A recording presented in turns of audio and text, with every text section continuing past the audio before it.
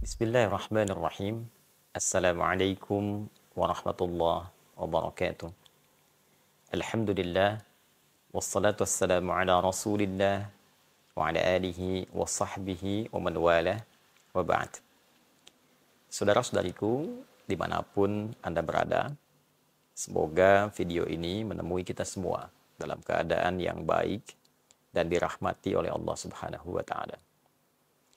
Baru-baru ini kita banyak mendengar, bahkan menyimak berita viral, terutama di media sosial dan juga menjadi pembahasan di berbagai kalangan, memicu kontroversi, bahkan juga menuai reaksi baik dari kalangan ulama, pun demikian tokoh hingga anggota dewan, yaitu seputar isu kepergian dan penunaian ibadah umroh yang dilakukan oleh seorang transgender. Di video ini saya akan memberikan satu penilaian pada dua hal dan sekaligus menjadi pengingat untuk kita semua, terkhusus bagi seorang muslim dan muslimah.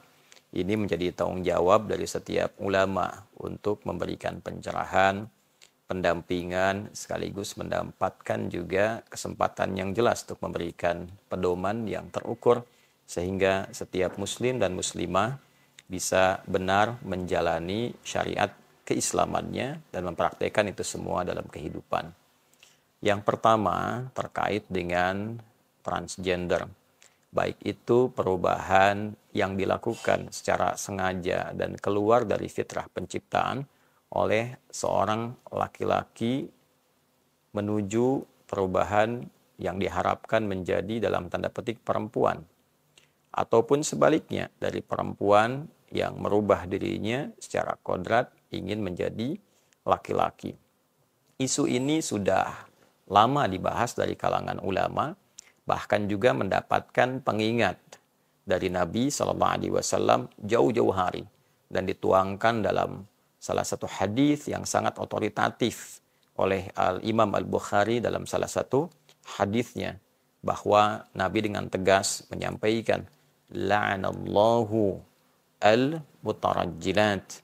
Allah Subhanahu wa Ta'ala melaknat seorang perempuan yang merubah penampilannya atau mengesankan dirinya menjadi seorang laki-laki. Pun demikian, Allah Subhanahu wa Ta'ala melaknat seorang laki-laki yang merubah penampilannya dan mengesankan bahwa ia seorang perempuan. Nah, kalimat la'anallah, Allah melaknat, itu berupa satu larangan yang sangat tegas di dalam syariat Islam. Artinya menunjukkan bahwa perbuatan itu betul-betul dilarang. Perbuatan itu betul-betul dikecam. Perbuatan itu betul-betul tidak baik secara syariat. Untuk itu, pada bagian ini saya ingin menyampaikan sesuatu yang sangat penting kepada teman-teman dimanapun berada, yang terkadang seringkali misalnya ada bisikan-bisikan atau pengaruh-pengaruh lingkungan yang berupaya merubah tampilan keluar dari fitrah. Maka saya menyarankan, mumpung masih ada kesempatan sebelum kita kembali kepada Allah Subhanahu wa Ta'ala. Karena pada akhirnya semua pengaruh itu, semua ajakan, semua bisikan tidak akan pernah memberikan pertolongan, tidak akan pernah memberikan dampak baik kepada kita semua saat kita kembali kepada Allah dan dihisab sendirian. Penting itu dipertimbangkan, ya, karena perubahan-perubahan dimaksud pelanggaran kepada fitrah sesungguhnya merupakan bagian dari penyimpangan-penyimpangan yang bisa diperbaiki, bisa dikembalikan kepada fitrah asalnya. Saya sangat punya keyakinan karena tidak sedikit juga baik yang berkonsultasi, lalu kemudian ingin merubah diri, sekarang alhamdulillah kembali kepada asalnya dengan baik. Laki-laki kembali menjadi laki-laki yang normal, perempuan kembali menjadi perempuan yang normal, menjalani kehidupan yang baik. Dan patut juga diketahui bahwa segala sesuatu, tindakan, perilaku yang berupaya merubah fitrah itu akan selalu melahirkan satu kontroversi, yang kedua ketidaknyamanan dalam seluruh aktivitas kehidupan. Laki-laki yang memaksakan diri menjadi perempuan, pasti kehidupannya akan jadi kontroversi, ketidaknyamanan akan dialami, memaksakan diri berumah tangga pun akan menemukan banyak kendala, menemukan banyak persoalan. Nah, ini yang penting sekali untuk diingat, untuk menyadarkan diri. Jika apa yang kita lakukan selalu ada persoalan, ada masalah, kontroversi, bahkan menyalahi hukum umum yang terjadi dan membuat kita tidak nyaman, artinya ada sesuatu yang mesti kita perbaiki. Yang kedua, terkait dengan penunaian umrah. Ini saya bagi kepada 3 bagian utama. Yang pertama, untuk hukum tentu tidak sah.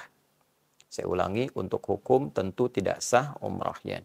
Sangat jelas diketahui bahwa dari segi untuk mikot saja, mikot itu mengenakan pakaian ihram kemudian berniat di tempat kita yang telah ditentukan oleh Nabi SAW untuk berniat. Ya, seperti kalau dari Madinah ada Bir Ali atau Dzul Hulaifah, dan di tempat-tempat yang lainnya ada di Tan'im. Dalam mikot itu kita mengenakan pakaian khusus untuk berumrah. Lantas kemudian kita baru berniat, ya, masuk masjid, tunaikan sholat 2 rakaat, ataupun tidak harus menunaikan sholat, kemudian kita berniat. Nah, syarat mengenakan pakaian ihram ini tidak terpenuhi oleh laki-laki yang berupaya mengganti dirinya menjadi perempuan. Pakaiannya sudah salah. Kalau perempuan berupaya menjadi laki-laki juga auratnya terbuka. Pakaian sudah keliru, sudah melanggar ketentuan syariat. Jadi jelas dari segi penunaian hukum tidak sah untuk dilakukan. Yang kedua, sangat berpotensi melahirkan dosa. Nah, ini yang harus diketahui dengan sangat komprehensif, sangat menyeluruh, bahwa peluang-peluang alih-alih mendapatkan pahala dan penunaian kebaikan justru yang banyak dihasilkan itu kontroversi dan dosa. Ya, bagaimana bisa Anda bayangkan seorang laki-laki menyatu dengan perempuan?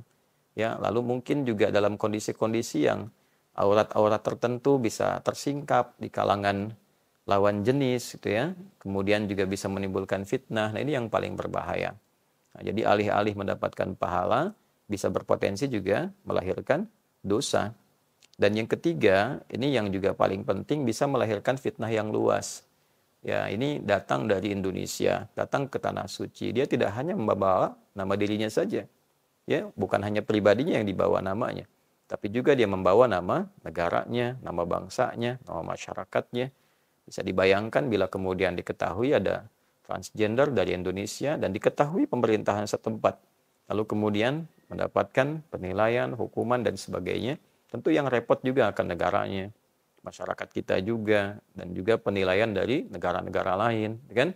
Ada negara dengan mayoritas muslim terbesar, ya, jumlah umat Islam terbesar di dunia, ya, mengirimkan sosok yang kontroversial berangkat menunaikan ibadah umrah. Nah, ini penting untuk disadari oleh semua kalangan.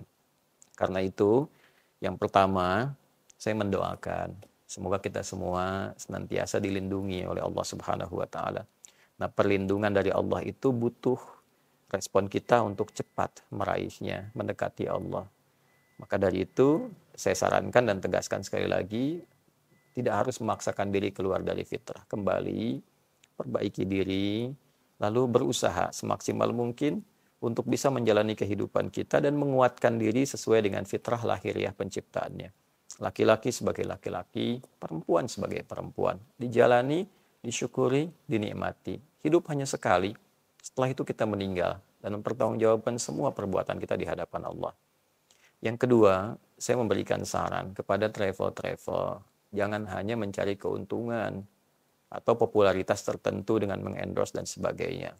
Diseleksi lagi, justru memberikan peluang dengan kesengajaan, dengan kesadaran, dengan pengetahuan, itu menimbulkan potensi dosa juga dan hal yang tidak baik. Dan terakhir barangkali untuk pemerintah, baik di Kementerian Agama atau sekarang juga sudah ada badannya, ya, Haji dan Umrah, juga bekerja sama dengan imigrasi, mohon diberikan pengetatan, ya, supaya nanti tidak menimbulkan konsekuensi yang tidak baik dalam hubungan antar negara. Apalagi yang dibawa citranya ini kan terkait juga dengan citra bangsa, citra negara. Saya kira ini yang penting untuk disampaikan. Saya tidak berusaha membuat video ini untuk mereaksi, tidak.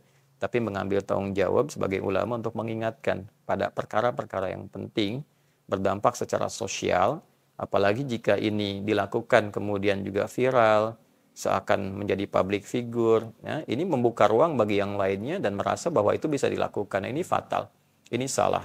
Ya, sudah satu kali menyimpang, kemudian ditempatkan dalam perbuatan lain yang lebih luas lagi kontroversinya dan potensi-potensi juga persoalannya.